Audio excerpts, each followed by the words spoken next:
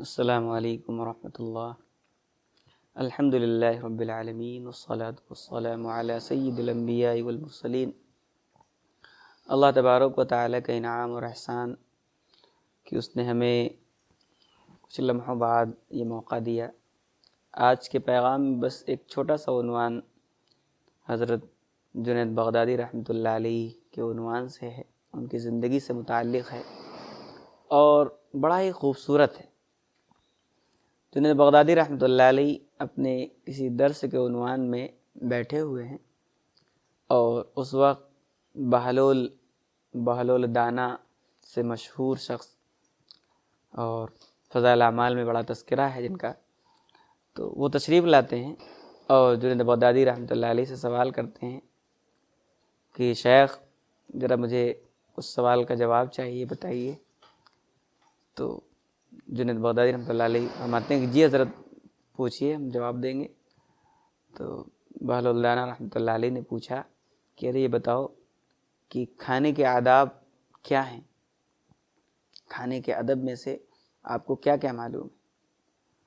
تو فوری طور پر جو ایک ذہانت ہے، علم ہے اور سنت طرز ہے، حضرت نے بیان کرنا شروع کیا کہ یقیناً دسترخوان ہونا چاہیے، بسم اللہ پڑھنا چاہیے، اور اسی طریقے سے ان طرزوں پر شکر کرتے ہوئے، الحمدللہ کہتے ہوئے، اللہ کی نعمتوں کا شکر ادا کرتے ہوئے کھانا کھایا جائے، یہی کھانے کا ادب ہے۔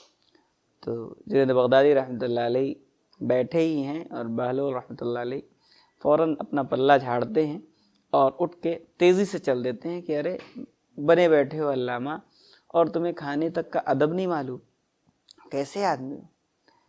تو خیر جنید بغدادی رحمۃ اللہ علیہ اپنی اس مشغولی مصروفیت کو چھوڑ کر حضرت کے پیچھے دوڑتے ہیں اور پھر ایک جگہ جا کر جہاں پر بہلول دانا رکے ہوئے وہاں جا کر پھر پہنچتے ہیں، سلام کرتے ہیں، السلام علیکم۔ تو بہلول جواب دیتے ہیں وعلیکم السلام، کون؟ تو بتایا حضرت میں جنید ہوں اور میں چاہ رہا تھا کہ آپ سے کچھ سیکھ لوں۔ کہا رہے تم وہی ہو جن کو کھانے کے آداب تک نہیں پتہ ہے۔ تو پھر سے ایک دوسرا سوال دہرا دیا، اچھا یہ بتاؤ پھر سونے کے آداب کیا ہیں؟ تو سونے کے آداب میں بھی حضرت نے وہی طرز اپنایا کہ سونے کے آداب میں بستر پاک ہو، خوشبودار ہو، ذکر و اذکار، تلاوت، نوافل اور جو بھی سنن و مستحبات جو بھی تھے وہ سارے گنا ڈالے۔ تو حضرت نے پھر سے وہاں پلہ جھاڑا اور وہاں سے فوراً اچک کے اور کود کے نکلے کہ کسی طرح۔ تو جنید بغدادی رحمۃ اللہ علیہ پھر وہاں سے اٹھے اور پھر آپ کے پیچھے ہو لیے اور ایک جگہ ایک مقام پر آپ جا کر ٹھہرے تو وہاں پہ جا کر سلام کیا، السلام علیکم۔ کہا کون؟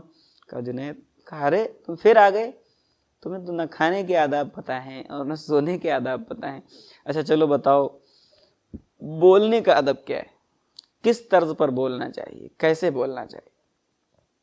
تو جنید بغدادی رحمۃ اللہ علیہ نے بولنے کے آداب میں کہ آپ جناب، جناب عالی، عالی بجا، جیسے بھی جن القابوں کے ساتھ خوش ہو کر ملاقات کی جائے، بات کی جائے، تو ایسے جواب انہوں نے دیے۔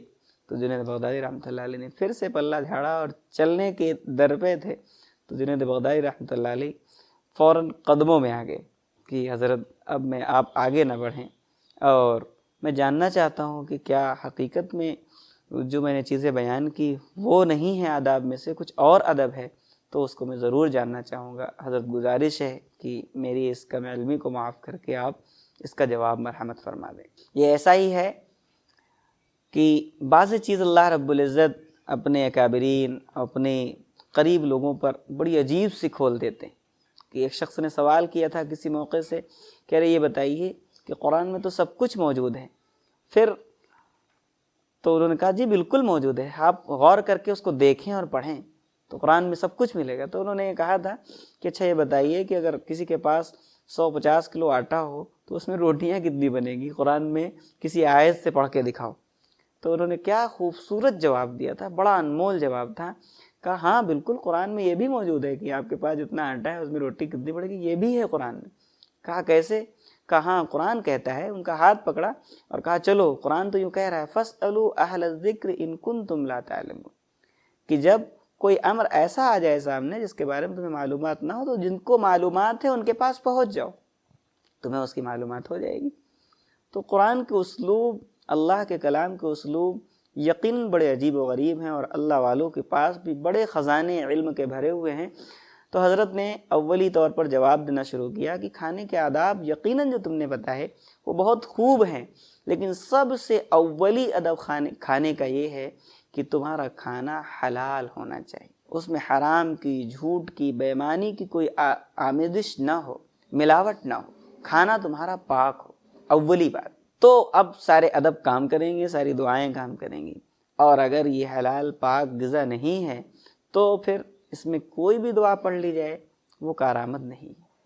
پھر دوسرے مرحلے پر حضرت نے بیان کیا بڑا ہی خوبصورت عنوان، بڑا ہی خوبصورت، کہ سونے کے آداب میں سب سے بڑی ضرورت کہ جب آپ سونے کا ارادہ کریں تو اس میں اولی مرحلے پر دعاؤں سے پہلے، اہتمام، ذکر و اذکار سے پہلے سب سے پہلا کام کہ آپ سب کو معاف کر دیں، دل آپ کا غلاظتوں اور حسد اور ناپاکیوں سے پاک ہو، پھر آپ کوئی ذکر، کوئی دعا، کوئی تسبیح، کوئی بھی معمول، کوئی وظیفہ، کچھ نوافل، کچھ تلاوت کریں گے تو وہ کارآمد ہوگی۔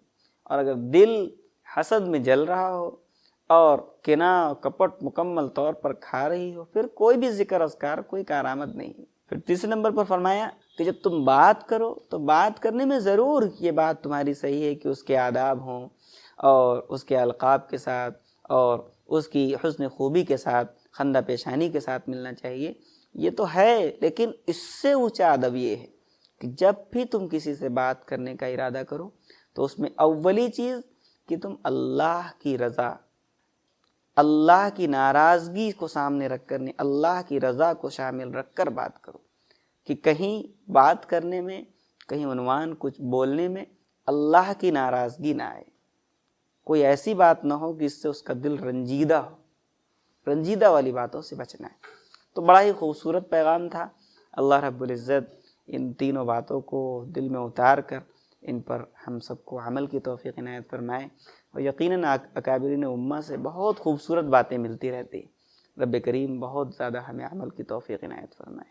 حی علی الفلاح۔